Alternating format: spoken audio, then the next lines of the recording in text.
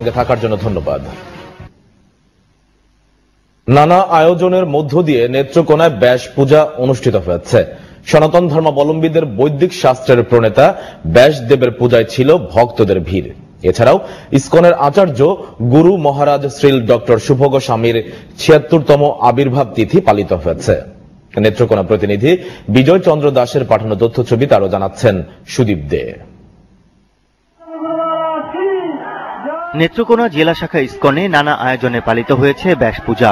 একই সাথে ইসকনের আচার্য গুরু মহারাজ শ্রী ডক্টর শুভ গোস্বামীর ৭৬তম আবির্ভাব পালন করেছে সনাতন ধর্মাবলম্বীরা।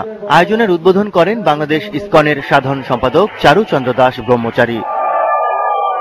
এ উপলক্ষে মন্দিরে ৩ দিনব্যাপী কীর্তন, আলোচনা সভা, যজ্ঞ ও প্রসাদ বিতরণ সহ নানা আনুষ্ঠানিকতা পালিত হয়।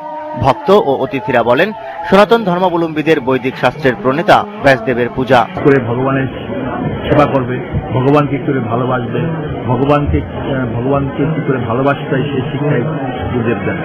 We can understand what is the goal of life, the meaning and purpose of this meaningful of life, and we can become ultimately happy. Guru Maharaj Shri doctor শুভ গোস্বামী বলেন, ব্যাস পূজার মূল উদ্দেশ্য হচ্ছে ঈশ্বর বা কৃষ্ণ ও গুরু সেবা কিভাবে করতে হয় এবং কিভাবে কৃষ্ণধামে পৌঁছা যায় তাই।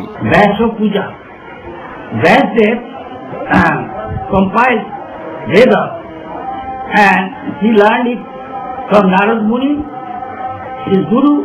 Narad learned from his guru, father Brahma. Brahma learned Supreme Father, Lord Krishna.